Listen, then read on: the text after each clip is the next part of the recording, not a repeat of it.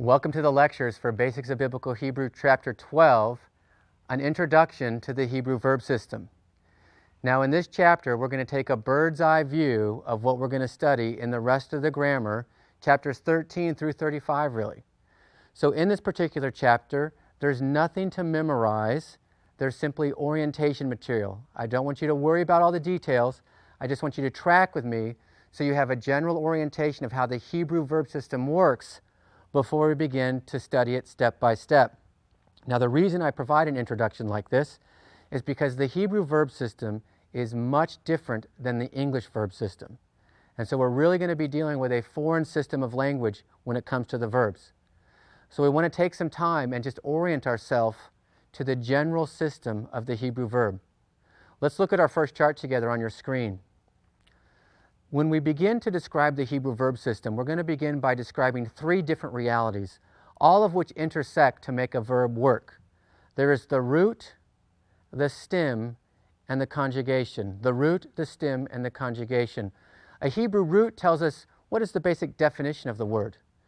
The Hebrew stem tells us how that verb works in terms of its action and voice, and the conjugation is how the verb will function in its context. All three of these realities will work together to produce the Hebrew verbal system. Let's take a look at these one by one. Let's first look at the concept of the Hebrew root. Look at your screen with me. The verbal root contains the basic semantic information of the verb. That is, what does this verb mean? The basic definition of a verb is derived from the verbal root. Now, something else you're about to discover as well is that nouns that you've memorized share a common root with certain verbs. And so you're going to begin to see words relating. A noun like melech, king, is related to the verb malach, to reign or to be king. The noun and the verb relate because they share a common root, and that root contains the basic semantic information from which the nouns and the verb is derived. Look at your screen again and you'll see three nouns and a verb, all of which are related by their semantic information. They deal with kingship, royalty, or reigning. The first noun, melech, king. The second noun, malkah, queen. The third noun, malkuth, kingdom. Now look at the verb, malach, to reign. These all share a semantic field together, and they're related because they come from the same root, mem, lamed, kaf. It's the root that contains the basic semantic information, your definition, that which you'll memorize is what the verb means. That's the Hebrew root. Let's look now at the stem. Look with me at your screen.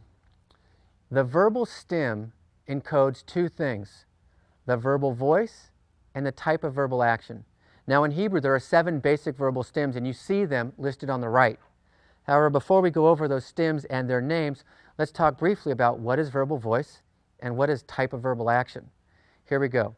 Number 1, verbal voice describes the basic relationship between the subject of the verb and the action of the verb. Now you'll know some of these and I'll explain it later in more detail, but there's the active voice where the subject performs the action. There's the passive voice where the subject receives the action. And there's the reflexive voice where the subject both performs and receives the verbal action. But more on that later in the chapters where we cover it. Type of verbal action. In Hebrew, the verb system does something pretty amazing. It can encode different types of action by the types of stems it uses. And there are 3 basic types of action in Hebrew. There's the simple action, which is kind of the basic or unnuanced type of action. Then Hebrew has an intensive type of action where they take the simple action and they supersize it. They ramp it up. They make it intensive. And then there's the causative type of action where the simple action is intensified once again, but in a causative fashion. You make something happen or you cause something to happen. Now those 7 stems in Hebrew, you see their names on the right. And those names are new to you in almost every category.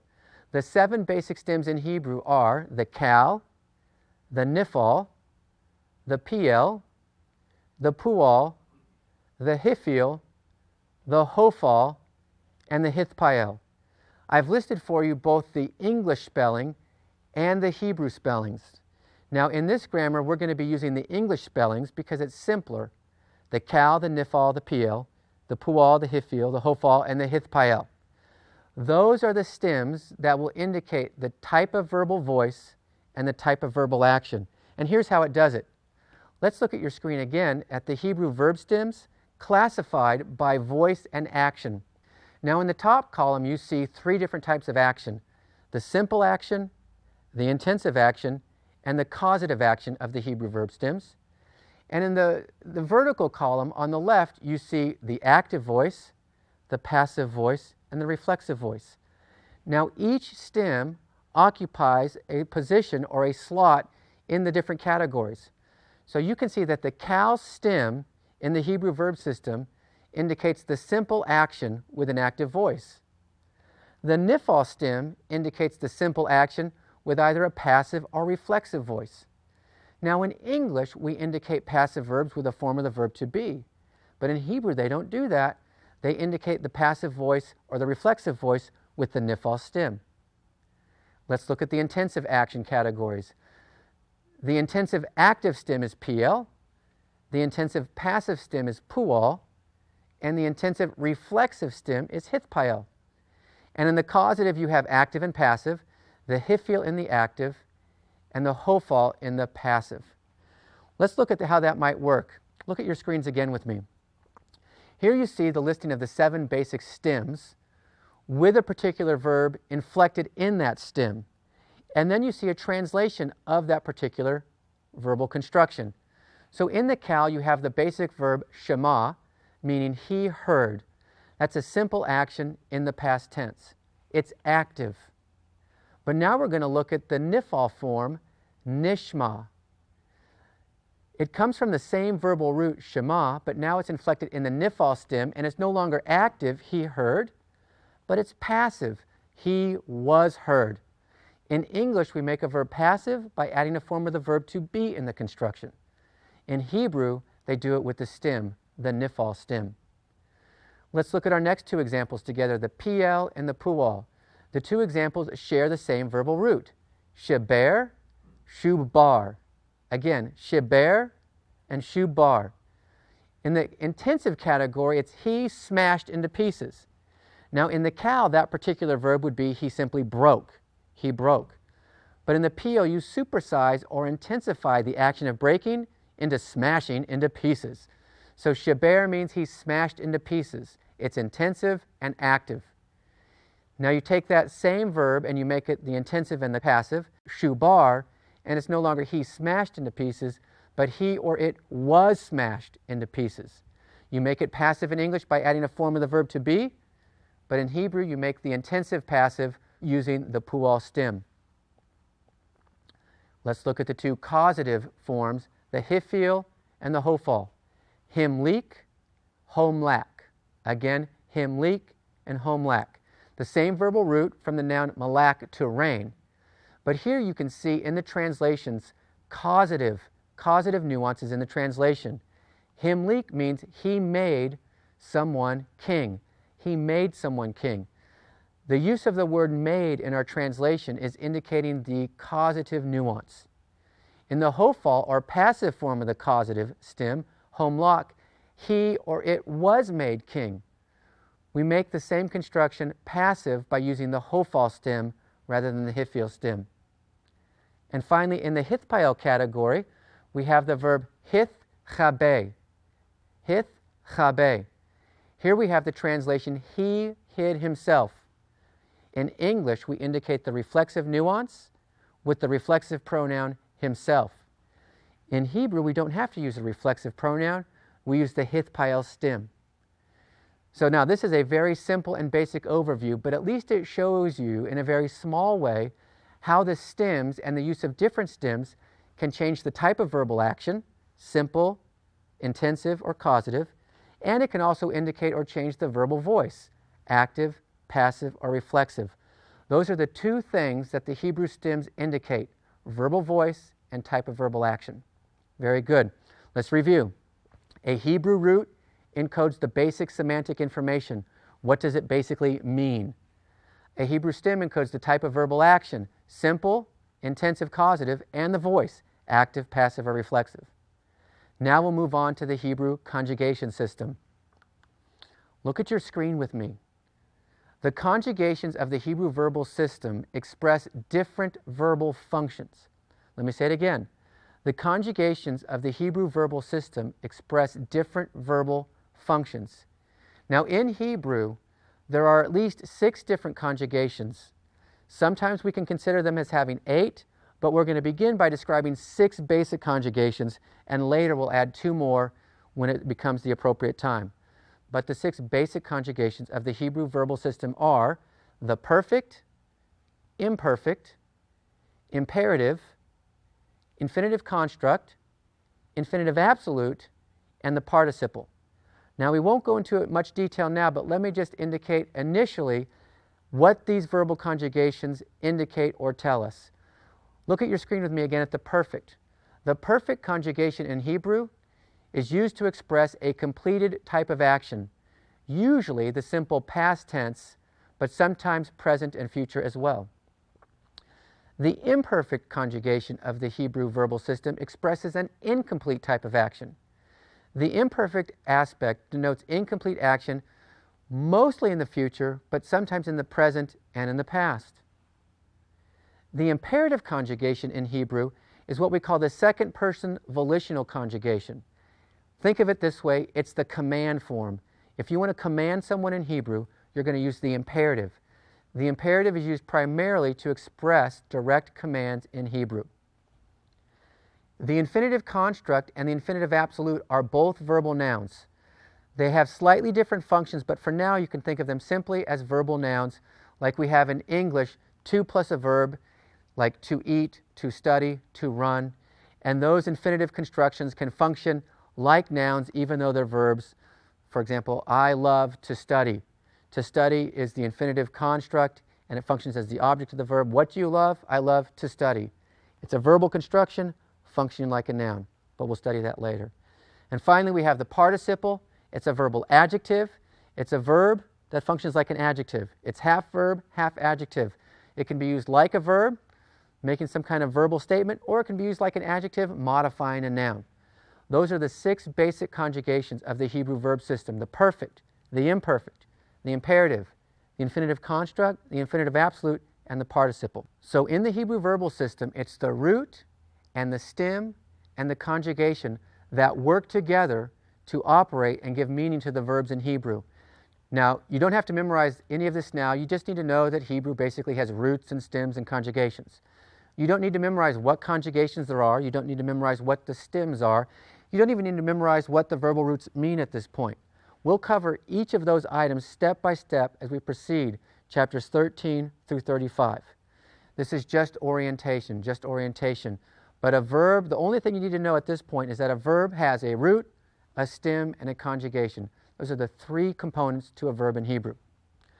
Before we conclude this chapter on our introduction to the Hebrew verb, I just want to mention 2 things. One is the difference between strong and weak verbs in Hebrew, just as orientation, not for memorization. And 2, I want to talk about basic word order in a verbal sentence. Let's begin first with the difference between strong and weak verbs in Hebrew. Look at your screens with me. In the following chapters, when we study our roots and our stems and our conjugations, our discussions will always be divided into 2 parts: strong verbs and weak verbs. We'll always begin with the strong verbs because they're the ones that form the basic patterns and exhibit the most regularity or consistency. However, we will always conclude with a discussion of weak verbs because weak verbs are very common, and without an understanding of weak verb morphology, you'll never enjoy or have proficiency in the Hebrew language. So what is a weak verb and what is a strong verb? It's basically this. Strong verbs have no weak consonants or weak constructions. Weak verbs have 1 or more weak consonant or a weak verbal root. Let's look at these 2 categories. In Hebrew, you already know that certain consonants are weak. These consonants are the gutturals and resh, yod, and nun. Now, you've already experienced weak gutturals and resh, and you've already experienced the weak nun. That's the nun that always wants to assimilate. To this, you're going to add the consonant yod. When it comes to verbs, the consonant yod is a weak consonant. So your weak consonants for the Hebrew verbs are the gutturals and resh, yod, and nun. But we also have 2 different categories of weak verbal roots. Not weak consonants, but weak roots. The two different types of weak roots, as you'll see on your screen, are biconsonantal verbs and geminate verbs. Biconsonantal verbs and geminate verbs. Now, you've already had biconsonantal and geminate nouns, and the same thing applies to the verbs. Biconsonantal verbs have only 2 root letters instead of the normal 3, and geminate verbs have identical second and third root letters. This is something you already know from your study of nouns. We're just going to apply it to verbs. When we're talking about weak verbs, therefore, we classify them in different categories. Look at your screen with me. On the left, you will see a listing of different weak verb types. They are 1 guttural, 2 guttural, 3rd chet ayin, 3rd aleph, 3rd hey, 1 noon, 1 yod, doubly weak, biconsonantal, and geminate. I want to talk first about the different labels with the Roman numerals 1, 2, and 3. Those Roman numerals refer to one of 3 root letters in a Hebrew verb. One of 3 root letters in a Hebrew verb.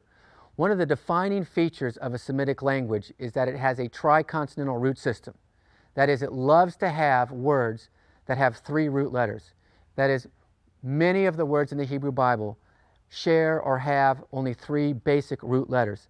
That's one of the features of a Semitic language. Now, so when we look at a weak verb, we classify different weak consonants by the weak verbal root. Roman numeral 1, Roman numeral 2, and Roman numeral 3. Let me show you what I mean. Most verbal roots consist of 3 root letters, and I'm going to draw 3 boxes representing those 3 root letters.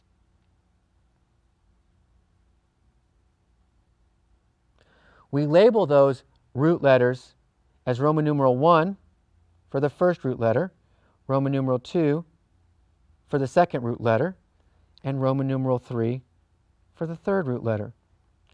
So when we have a verb, as we do in our 1 guttural category, amad, I'm going to write that out. Ayin, mim, dalet. When we talk about a verb being a weak 1 guttural verb, what we're saying is that the root letter in the first position is weak and it's a guttural. If we have a verb that's weak in the second root position, we'll call it a 2 guttural or a 2 weak verb, or a 3 guttural or a 3 weak verb if it is weak in the third root position. So the Roman numerals 1, 2, and 3 refer to the different Hebrew consonants that make up a Hebrew verbal root. That is normally 3 letters. So let's look again at our screen. In the first category, we have a 1 guttural weak verb. With the example amad, we have the guttural ayin in the first root position, therefore it's a 1 guttural verb. In the second example, we have a 2 guttural verb. The verb is ga'al, gimel, aleph, lamed. The guttural in second root position makes this a 2 guttural weak verb. Now when it comes to the third position and the guttural consonants, we subclassify. We don't just say third guttural, we actually say the type of guttural because each different category comprises or exhibits different weaknesses. So we have in the third category, third chet ayin, if the last letter in the verbal root is chet or ayin, third aleph, if the last letter in the verbal root is aleph, and third hey, if the last letter in the verbal root is hey. It's that simple. With 1 yod and 1 noon verbs, we're talking about verbs that have a yod in the first root position, 1 yod, or verbs with a noon in the first root position, 1 noon. When you have verbal roots that exhibit more than 1 weak consonant, we call that verb doubly weak. All right? Now some verbs may have 3 weak verbal roots, but we don't call those triply verbal weak. They're just super weak or doubly weak. The last 2 examples, biconsonantal verbs have only 2 root letters, as you see in the example kam, 2 root letters. And with geminate verbs, the root letters in the second and third position are identical, as you see highlighted in red on your chart. Now, you don't have to memorize at this point all of those different labels, although they're pretty descriptive. They explain themselves. We will cover those step by step in the grammar as we go. I'm just orienting you to the fact that there are 2 basic types of verbs when we talk about verbal morphology. There's the strong verb and the weak verb. The strong verb and the weak verb. The last thing I want to talk about with you is word order in a verbal sentence in Hebrew. Now you're going to encounter variations in all kinds of sentences, but I want to start by sharing with you the basic word order in a Hebrew verbal sentence. Look at your screen. The normal word order for a verbal sentence in Hebrew is verb, subject, object. That is, Hebrew prefers the verb to be in the first position. If there is a subject, it's going to follow the verb, and if there is an object, it's going to follow the subject. Verb, subject, object. Now in Hebrew, you don't need explicit subjects or explicit objects. A clause in Hebrew can be just a simple verb. But when you do have all of these different component parts, they prefer this particular order. And this will just be our baseline order. Verb, subject, object. So look at the example on your screen with me. This comes from Genesis 1:1. Bara Elohim, eth hashemayim, wa'eth haaretz. You'll see that the verb bara is in the first position. It's followed by the subject Elohim, or God. Now in Hebrew, it would translate something like created God. But in English, we don't use the verb-subject order. We use a subject-verb order. So when we're translating a Hebrew text that has a subject in the second position, we've got to put it back in the first position. It's not created God, but God created, and then it's followed by the two objects, heaven and earth. God created the heavens and the earth. The important thing to remember here is simply this. Hebrew is a system that prefers a particular word order in its clauses. So does English. Both Hebrew and English share this in common. In Hebrew, they like the verb first and the subject second. In English, we like the subject first and the verb second. So when we're translating Hebrew, we'll have to reverse that order so it makes sense in English. Well, that concludes our introduction, our bird's eye view of the Hebrew verb system. Remember these three things. A verb has root and stem and conjugation. And there are weak verbs and strong verbs and a particular word order in Hebrew. That's all we really need to cover in this chapter. Perhaps it's best just simply to read this chapter again before you move on to the next chapter, chapter 13, where we begin discussing step by step all of the different verb forms that will appear in Hebrew.